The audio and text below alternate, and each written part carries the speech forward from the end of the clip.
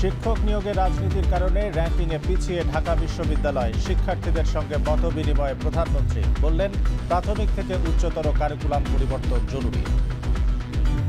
উচ্চশিক্ষা নিয়েও অনেকে বেকার থাকে, অর্থাৎ বেকারত্বের সংখ্যা আমরা যদি একটু দেখি, উচ্চশিক্ষিতদের মধ্যেই মনে হয় বেশি।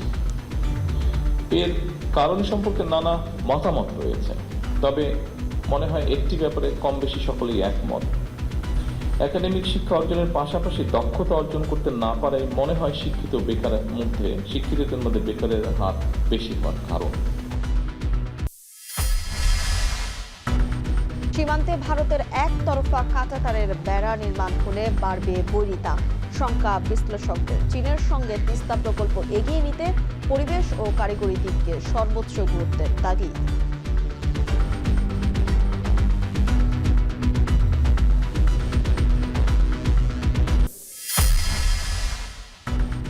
মধ্যস্বত্বভোগী ও চাঁদাবাজদের কারণে অস্থির দেশের বাজার। সিন্ডিকেট ভাঙতে সরকারকে উদ্যোগী হওয়ার আহ্বান বিরোধী দলীয় নেতার।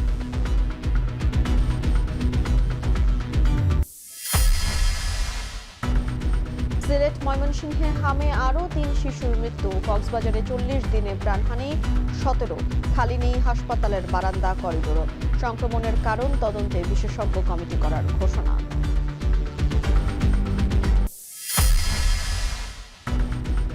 ৩৯টি ব্যাংকের যৌথ উদ্যোগে সোয়া ৪০০ কোটি টাকার মূলধন নিয়ে যাত্রা শুরু নতুন স্টার্টআপ প্ল্যাটফর্ম। আর্থিক খাতে রাজনৈতিক হস্তক্ষেপ নয়, সাফ জানালেন অর্থমন্ত্রী। ২ মামলায় হাইকোর্ট থেকে জামিন পেলেন সাবেক প্রধান বিচারপতি ABM খায়রুল হক। ১ আগস্টে খুলছে জুলাই স্মৃতি জাদুঘর, পরিদর্শনে স্পিকার সংস্কৃতি মন্ত্রী।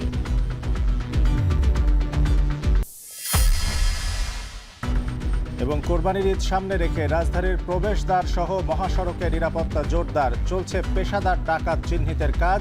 ১১ দিনে প্রায় ৪০০ চাঁদাবাজ ও ছিনতাইকারী গ্রেপ্তার।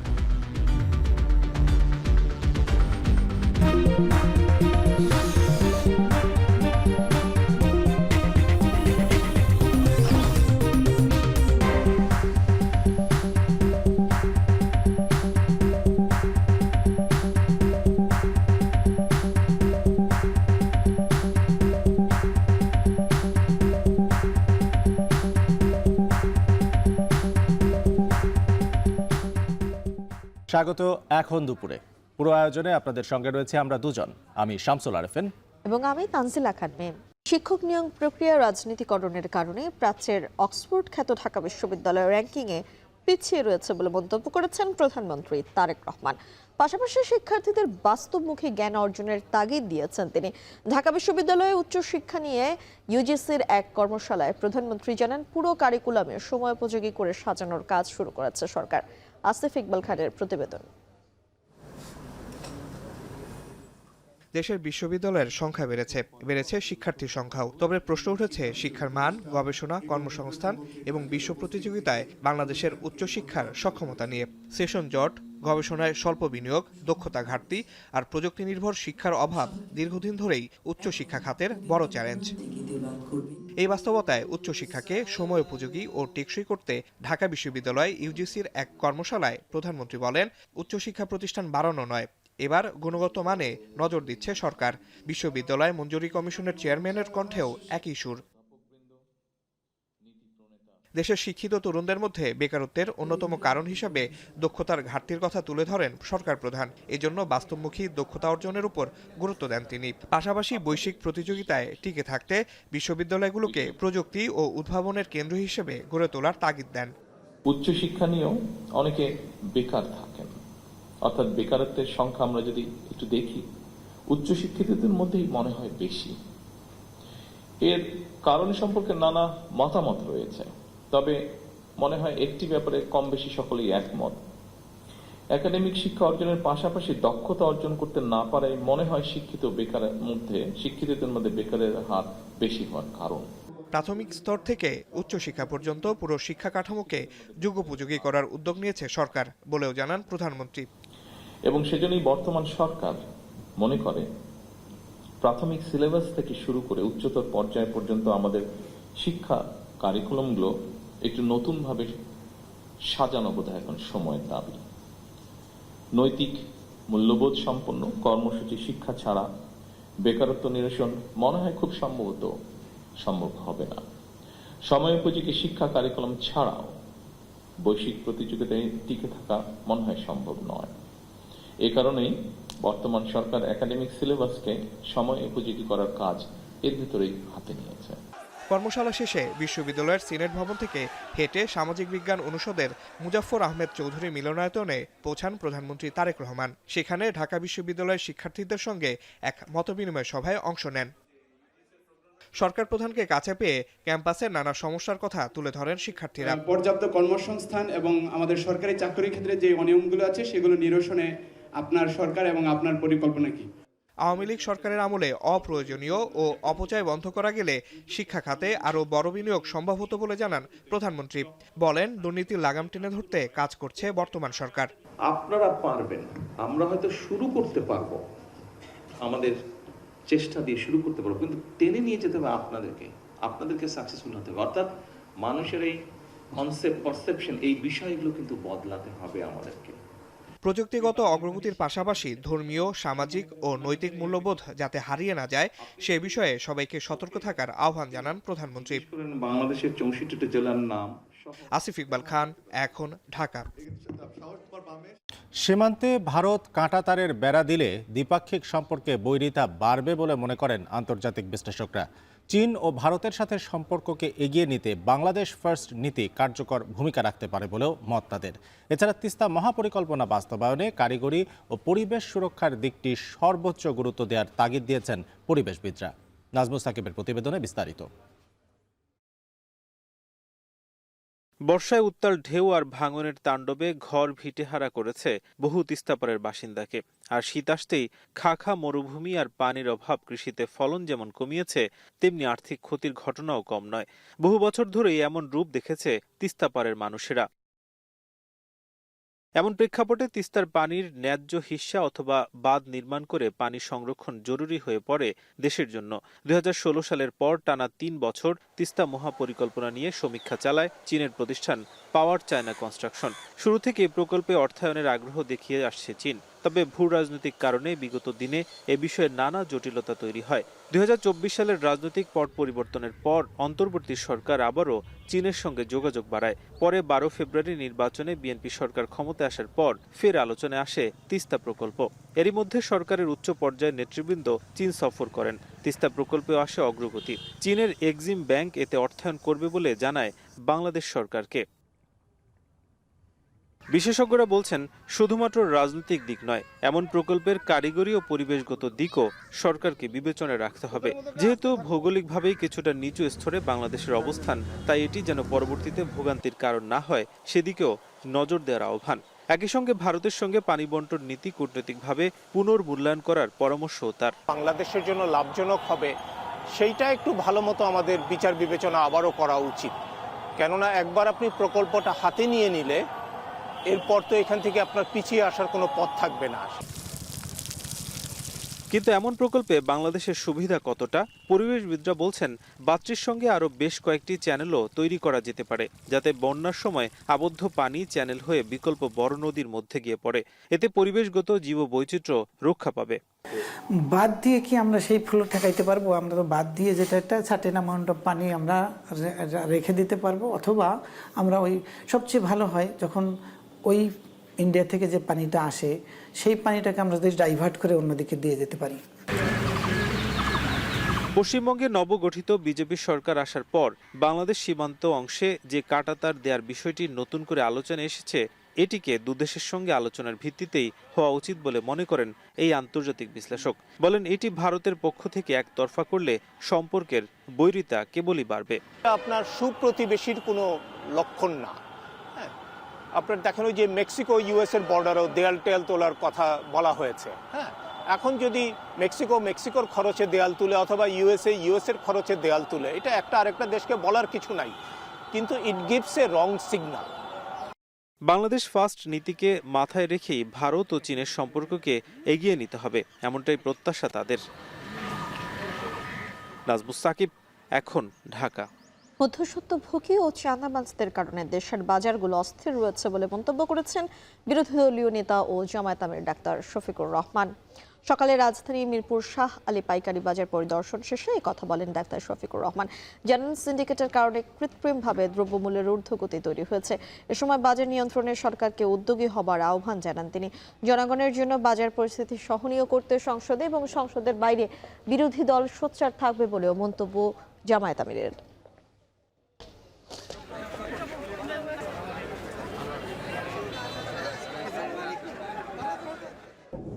আমরা চাই চাঁদাবাজিটা বন্ধ হোক। আপনারা চান কিনা? মানুষের না বিশ্বাস, বিশেষ করে স্বল্প আয়ের মানুষ যারা, তাদের অবস্থা এখন বেঁচে থাকাই তাদের জন্য কঠিন হয়ে গেছে। কৃষক তার উৎপাদিত মূল্যের ন্যায্য মূল্য পায় না, মাঝখানে অন্যদের পেটে ঢুকে যায়। আমরা ওইটা ভাঙতে চাই। কোন দিন ভাঙতে পারবো আল্লাহ ভালো জানে, কিন্তু আমাদের লড়াই শুরু হয়েছে, এই লড়াই চলবে। দেশের স্টার্টআপ খাতের উন্নয়নে ৩৯টি বাণিজ্যিক ব্যাংকের অর্থায়নে যাত্রা শুরু করল Bangladesh startup investment company BSIC। প্রযুক্তি নির্ভর নতুন নতুন উদ্যোক্তা তৈরিতে ব্যাংকগুলোর এই যৌথ উদ্যোগ। উদ্বোধনী অনুষ্ঠানে অর্থমন্ত্রী বলেন, আর্থিক খাতে রাজনৈতিক হস্তক্ষেপ করবে না সরকার। গভর্নর জানান, ক্যাশলেস সোসাইটি নির্মাণে জুন থেকে বাংলা QR কোড বাধ্যতামূলক করছে সরকার। জাহিদ হাসানের প্রতিবেদন। দেশের স্টার্টআপ খাতে শুরু হলো নতুন যুগ। যাত্রা শুরু করলো Bangladesh startup investment company BSIC। নতুন নতুন উদ্যোক্তা গঠনের লক্ষ্যে এই ক্যাপিটাল প্ল্যাটফর্মে যৌথভাবে প্রায় 425 কোটি মূলধনের যোগান দেবে দেশের 39টি বাণিজ্যিক ব্যাংক। হোটেল রেডিসন ব্লুতে উদ্বোধনী অনুষ্ঠানে জানানো হয়, ব্যাংকগুলো তাদের বার্ষিক মুনাফার একটি অংশ ধারাবাহিকভাবে এই তহবিলে যুক্ত করবে। ফলে প্ল্যাটফর্মটি দীর্ঘমেয়াদী বিনিয়োগের মডেল হিসাবে পরিচালিত হবে। আর স্টার্টআপগুলোকে সিড, লেট সিড ও সিরিজ রাউন্ড এই 3 ধাপে অর্থায়ন করবে নবগঠিত platform BSIC। You've got a really good client on working capital basis. The banks can support you in a way that they couldn't before. Governor Mostakur Rahman জানান, দেশের অর্থনীতিকে পরবর্তী ধাপে নিতে হলে দেশীয় মূলধনকে উদ্যোক্তাদের হাতে পৌঁছাতে হবে। এছাড়া ক্যাশলেস লেনদেন উৎসাহিত করতে 30 জুন থেকে লেনদেনে বাংলা QR বাধ্যতামূলক বলে জানান তিনি। 30 জুনের পরে কোনো ধরনের প্রোপ্রাইটারি QR কোড থাকবে না। বাংলাদেশ ব্যাংকের যে QR কোড, BQR কোড, সেটা ছাড়া অন্য কেউ কোনো QR কোড ব্যবহার করতে পারবেন না। এর ফলে একজন অপারেটরের মার্চেন্টের সাথে আরেকজন অপারেটরের ক্লায়েন্ট খুব সহজে লেনদেন করতে পারবে। আমরা আশা করছি যে এভাবে হয়তো আমরা একটা ক্যাশলেস সোসাইটির দিকে যাব। প্রযুক্তি নির্ভর উৎপাদনশীল অর্থনীতি গড়ে তুলতে স্টার্টআপের মাধ্যমে নতুন নতুন উদ্যোক্তা তৈরিতে জোর দেন অর্থমন্ত্রী আমির খসরু মাহমুদ চৌধুরী। বলেন, আর্থিক খাতে সরকার কোনো রাজনৈতিক হস্তক্ষেপ করবে না। No political interference in financial sector. We are shortly forming Bangladesh Securities and Exchange Commission, completely non-political, and everything, all other banking sector যত অ্যাপয়েন্টমেন্ট হবে পুরোপুরি প্রফেশনালি করতে হবে। এটা অনেক দূরে এগিয়ে যাবে আমি বিশ্বাস করি, কারণ এটার সাথে ভেঞ্চার ক্যাপিটাল যারা ইনভেস্ট করে তারাও আসবে, এটার সাথে অন্যরা আসবে। সুতরাং দিস উইল মাল্টিপ্লাই, এই টাকাটা অনেক বেশি বড় দিকে যাবে। অনুষ্ঠানে জানানো হয়, 2010 সাল থেকে দেশে স্টার্টআপ খাতে 450-টির বেশি চুক্তির মাধ্যমে $100 কোটি বেশি বিনিয়োগ এসেছে। জাহিদ হাসান, এখন, ঢাকা। কক্সবাজারে ভয়াবহ আকার ধারণ করেছে হাম সংক্রমণ।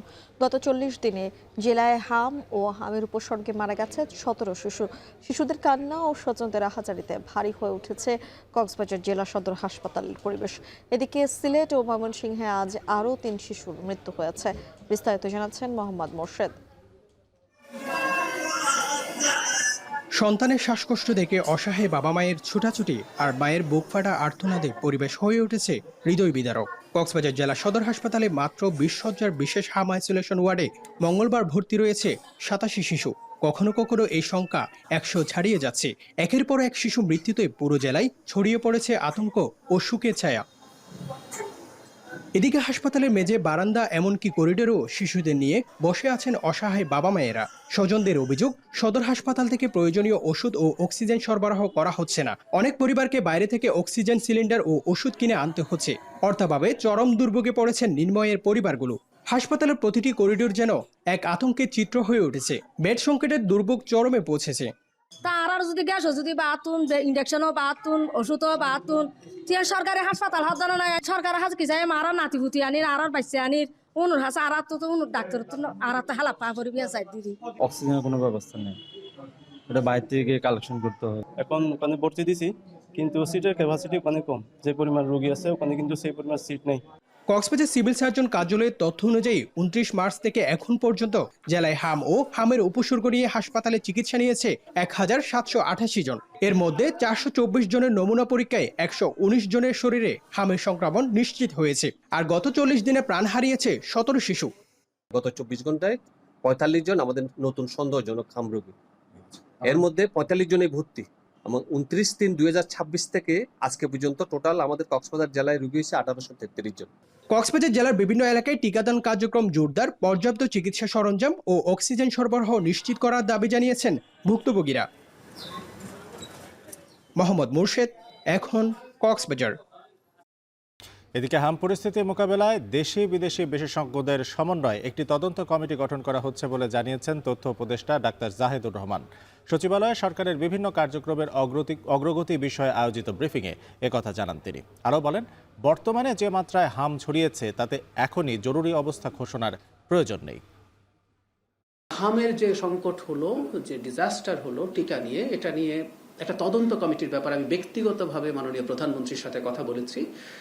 খুবই ক্রেডিবল একটা তদন্ত এটার হবে এবং সেটার প্রসেস চলছে, যেখানে শুধু বাংলাদেশ না আন্তর্জাতিক বিভিন্ন সংস্থাকেও ইনভলভ করে কাজ করানোর চিন্তা ভাবনা হচ্ছে। এই সংখ্যাটা এখন 400-র মতো হাম এবং হামের মতো উপসর্গে। আমি জনগণের উদ্দেশ্যে একটা জিনিস বলতে চাই, এটা বলার উদ্দেশ্য হচ্ছে নিশ্চিতভাবে হাম শনাক্ত হয়েছে, এই পার্সেন্টেজটা খুব বেশি না, কিন্তু বেশ কিছু সিমটম সেটাকে মিলিয়ে এই সংখ্যাটা বলা হয়। স্টিল আমরা এই সংখ্যাটাকে যদি কম্বাইনলি ধরি, এটা খুবই মর্মান্তিক একটা সংখ্যা।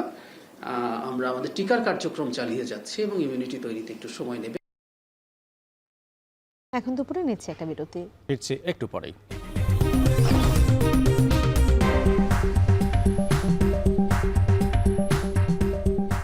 বিরতির পরে আবারও ফিরে এলাম। দেখছেন এখন দুপুর।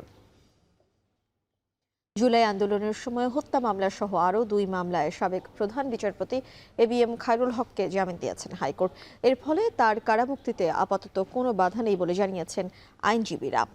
মঙ্গলবার বিচারপতি KM জাহিদ সারওয়ার কাজল ও বিচারপতি শেখ আবু তাহিরের হাইকোর্ট বেঞ্চ এই আদেশ দেন। এর আগে জুলাইয়ে যুবদল কর্মী হত্যা, তত্ত্বাবধায়ক সরকারের রায় জালিয়াতি, দুর্নীতি সহ 5 মামলায় জামিন পেয়েছিলেন খায়রুল হক। গেল বছরের 24 জুলাই ধানমন্ডির বাসা থেকে তাকে গ্রেপ্তার করে পুলিশ। পরে তাকে জুলাই আন্দোলনের সময় ঢাকার যাত্রাবাড়িতে যুবদল কর্মী আব্দুল কাইয়ুম আহাদ হত্যা মামলায় গ্রেপ্তার দেখানো হয়। আগামী 5 আগস্টের মধ্যে খুলে দেওয়া হবে জুলাই গণ অভ্যুত্থান স্মৃতি জাদুঘর। জাদুঘরটির উন্নয়ন কাজের অগ্রগতি পরিদর্শন শেষে একথা জানান স্পিকার হাফিজ উদ্দিন আহমদ। এ সময় তার সাথে ছিলেন ডেপুটি স্পিকার ও সংস্কৃতি মন্ত্রী। জাদুঘরটিতে জুলাই বিপ্লবের স্মৃতি বিজড়িত বিভিন্ন স্থির চিত্র, গ্রাফিতি এবং ভিডিও প্রদর্শিত হবে। আফজাল হোসেনের প্রতিবেদন। ফ্যাসিস্ট আমলে যেই ভবন ছিল সকল ক্ষমতার কেন্দ্রবিন্দু, সময়ের পরিক্রমায় তা এখন জুলাই স্মৃতি জাদুঘর।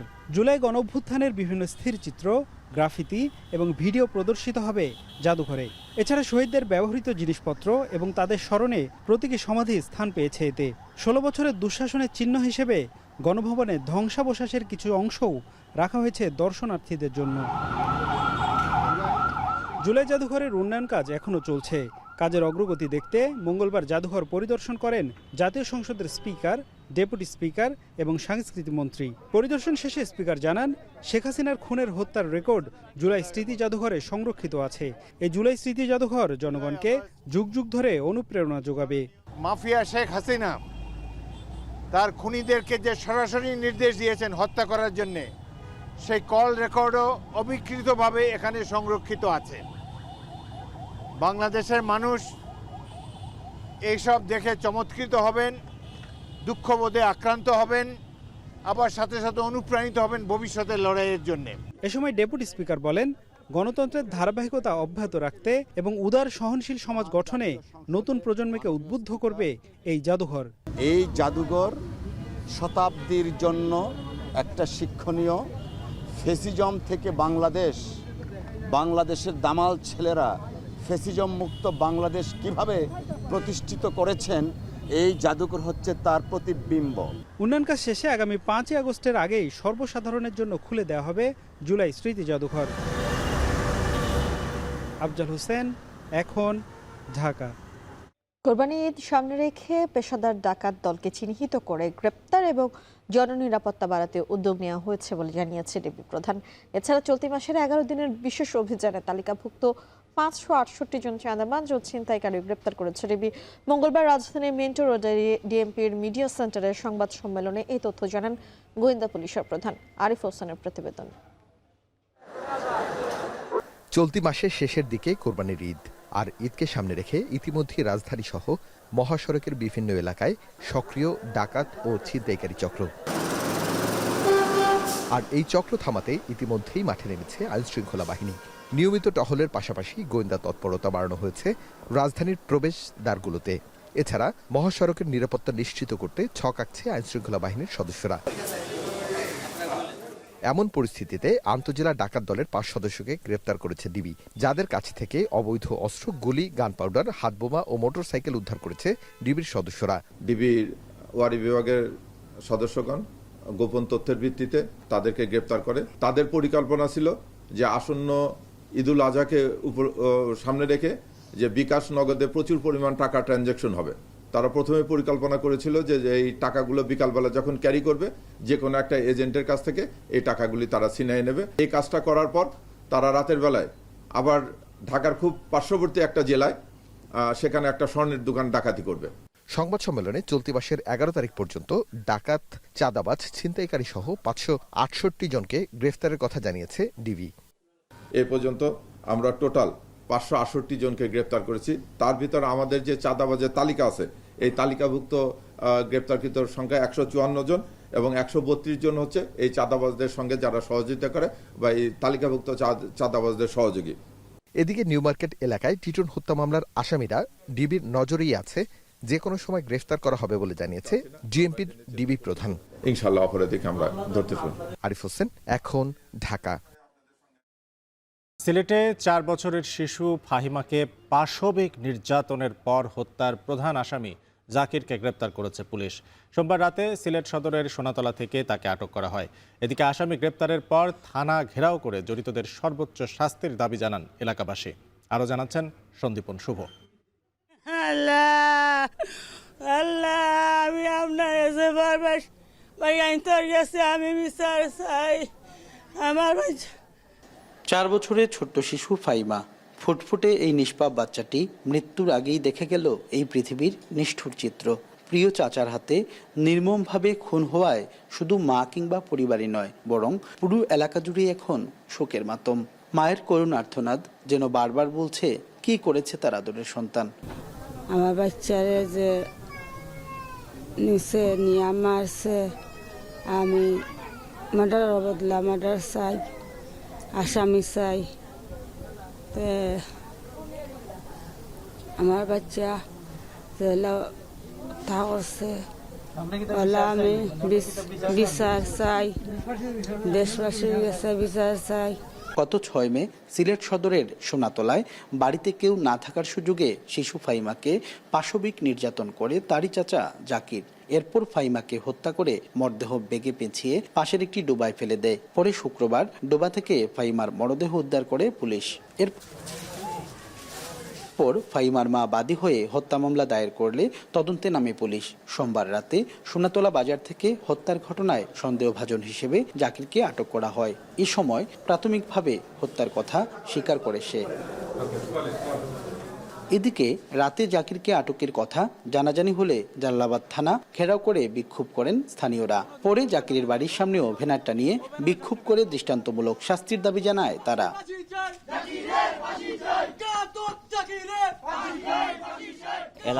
এলাকার দাবি তার তো অবশ্যই তার ফাঁসি হইতে হইব। কিছু আরাম পাইছি আমরা, না তো আরো বিভ্রান্তি পড়ে গেছিলাম। অঙ্ক আমরা ফাঁসি চাই। আসামির জবানবন্দির ভিত্তিতে সর্বোচ্চ আইনি ব্যবস্থার পাশাপাশি দ্রুত আসামিকে কোর্টে চালান দেওয়া হবে বলে জানিয়েছে পুলিশ। জিজ্ঞাসাবাদের পরে সে ঘটনা স্বীকার করে এখন পর্যন্ত আমরা সরাসরি জড়িত থাকা পাইনি, তারপর আমরা তদন্ত অব্যাহত রাখবো। যদি কোনো ব্যক্তি বা এক বা একাধিক যে জড়িত থাকুক তাকে আমরা আইনের আওতায় নিয়ে আসবো। পরবর্তী এই ঘটনায় একটি মামলা হয়েছে, তাকে আমরা আদালতে সুপর্দ করব, তারপরে প্রয়োজনীয় কার্যক্রম গ্রহণ করব। দিনমজুর, বাক প্রতিবন্ধী পিতা ও অসহায় মায়ের আর্তনাদে পুরো সিলেটে যে শোকের আবহ সৃষ্টি করেছে, সকলের দাবি দ্রুততম সময়ের মধ্যে যেন ন্যাক্কারজনক এই হত্যাকাণ্ডের বিচার নিশ্চিত করা হয়। সন্দীপন শুভ, এখন সিলেট। এখন দুপুরে নেব আর একটা বিরতি, ফিরছি একটু পরেই।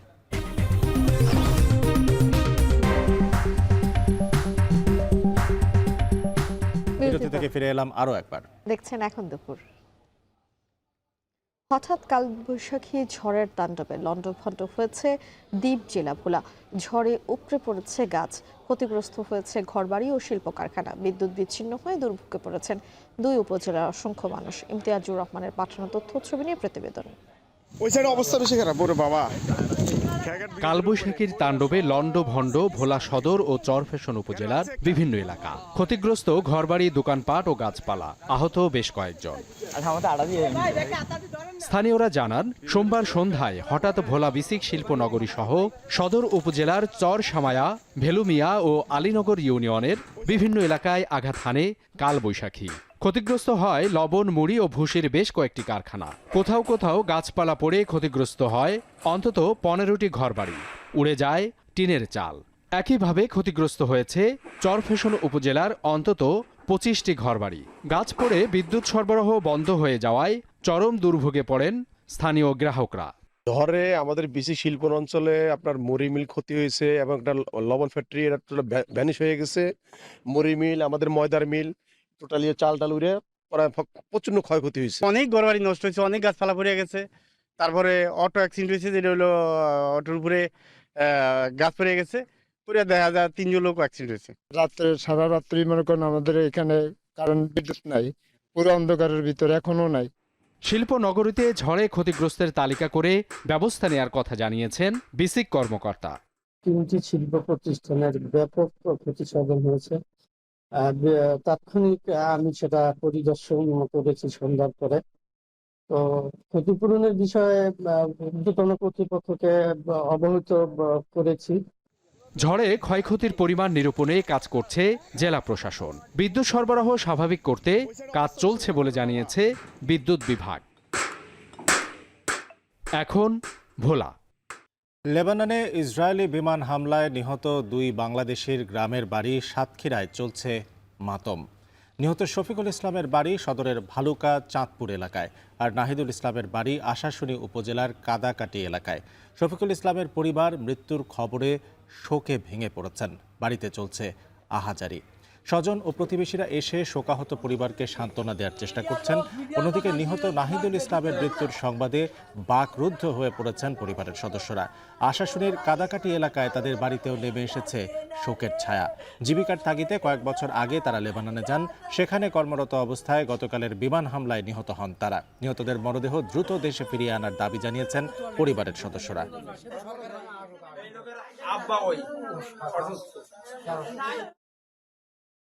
ইরান যুদ্ধবিরতি ইস্যু লাইফ সাপোর্টে আছে বলে মন্তব্য করেছেন ট্রাম্প। তবে ইরানের পার্লামেন্ট স্পিকারের দাবি, তাদের দেয়া প্রস্তাব মেনে নেওয়া ছাড়া ওয়াশিংটনের কাছে বিকল্প নেই। যে কোনো আগ্রাসন মোকাবেলায় তেহরান প্রস্তুত বলেও দাবি তার। তবে সিএনএনের খবর, শান্তি আলোচনা দীর্ঘায়িত হওয়ায় ফের যুদ্ধের ময়দানে ফিরতে পারে যুক্তরাষ্ট্র। অর্ণব প্রসাদের প্রতিবেদন। পাকিস্তানের মধ্যস্থতায় যুক্তরাষ্ট্র ইরান পাল্টাপাল্টি রক্তক্ষয়ী হামলা বন্ধ হলেও অনেক যদি কিন্তুর সমীকরণে স্থায়ী শান্তি চুক্তির ইস্যু। এরই মধ্যে কয়েক দফায় পরস্পরের কাছে শান্তি প্রস্তাব পাঠিয়েছে যুক্তরাষ্ট্র ইরান। তবে কয়েকটি ইস্যুতে ঐক্যমতে না পৌঁছানোয় আশার মুখ দেখেনি কোনো প্রস্তাবই। সবশেষ যুক্তরাষ্ট্রের দেয়া 14 দফা শান্তি চুক্তির বিষয়ে ইরান জবাব দেয়ায় সমঝোতার যে সম্ভাবনা তৈরি হয়েছিল তা ফের ভেস্তে যায় ট্রাম্পের মন্তব্যে। রোববার ইরানের প্রতিক্রিয়াকে সম্পূর্ণ অগ্রহণযোগ্য হিসেবে উড়িয়ে দেওয়ার পর হোয়াইট হাউসে ফের ইস্যুটি নিয়ে কথা বলেন ট্রাম্প। বলেন, ইরান যুদ্ধবিরতির ইস্যুটি লাইফ সাপোর্টে আছে। It's on life support. They understand these are all medical people. Dr. Oz, life support is not a good thing. Do you agree? Bad prognostic. I would say the ceasefire is on massive life support where the doctor walks in and says, "Sir, your loved one has approximately a 1% chance." তবে যুদ্ধবিরতি নিয়ে Washington Tehran পাল্টাপাল্টি অবস্থানের কারণে ফের উকি দিচ্ছে যুদ্ধের শঙ্কা।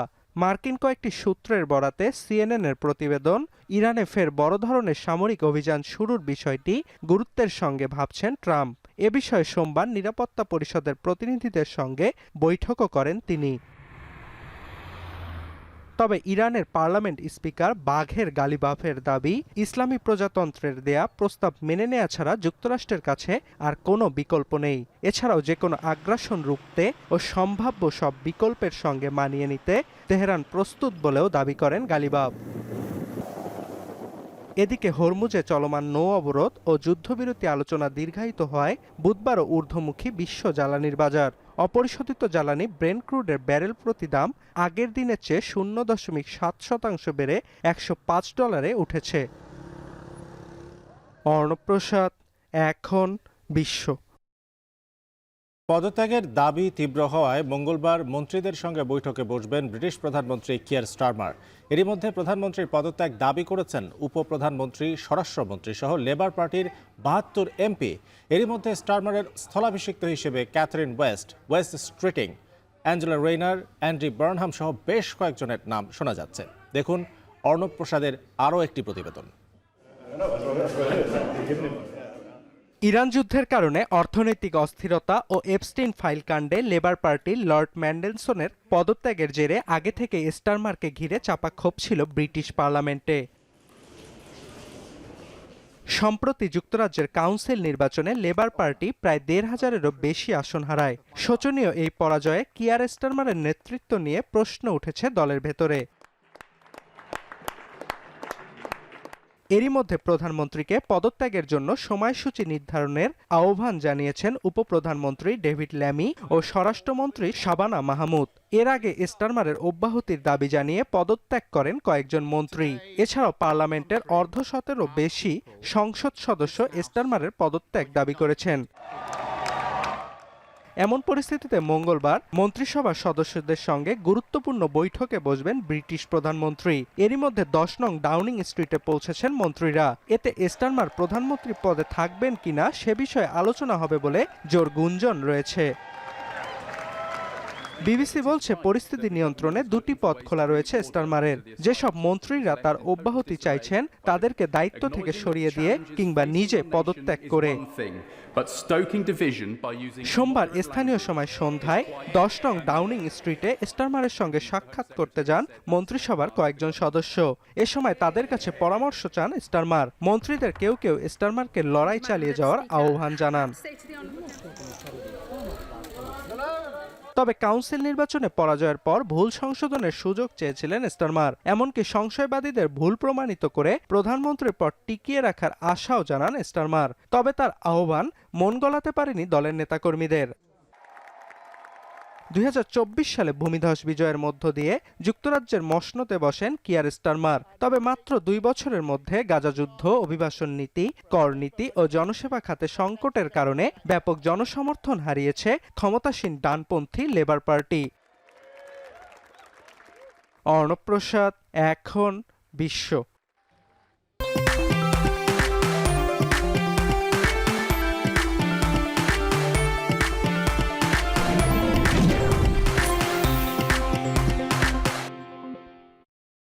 বিশ্বকাপের ইতিহাসে আছেন বেশ কিছু বাবা ছেলে জুটি যারা উভয়েই বিশ্বকাপে ভিন্ন ভিন্ন দেশকে প্রতিনিধিত্ব করেছেন। কেউ জন্মেছেন এক দেশে, বড় হয়েছেন আরেক দেশে, কেউ বদলে যাওয়া মানচিত্রের কারণে খেলেছেন ভিন্ন জাতীয় দলে, আর কেউ লিখেছেন ফুটবলের ইতিহাসে এক অনন্য পারিবারিক অধ্যায়। বিস্তারিত ফারহান এহসানের প্রতিবেদনে। একজন বাবা স্বপ্ন দেখেছিলেন নিজের দেশের জার্সিতে বিশ্বকাপ খেলার। বছর পেরিয়ে সেই স্বপ্ন বয়ে নিয়ে গেলেন ছেলেও, যদিও অন্য এক দেশের হয়ে। ফুটবল বিশ্বকাপে এমন কিছু বাবা ছেলের গল্প আছে যারা প্রতিনিধিত্ব করেছেন দুই ভিন্ন দেশের হয়ে। স্পেনের তারকা মার্তি ভেন্টলোরা শুরু করেছিলেন বার্সেলোনায়, পরে খেলেছেন স্পেনের হয়ে বিশ্বকাপে, কিন্তু গৃহযুদ্ধের পর তিনি পাড়ি জমান মেক্সিকোতে। তার ছেলে হোসে ভেন্টলোরা হয়ে ওঠেন মেক্সিকোর জাতীয় দলের ডিফেন্ডার, খেলেন 1970 বিশ্বকাপে।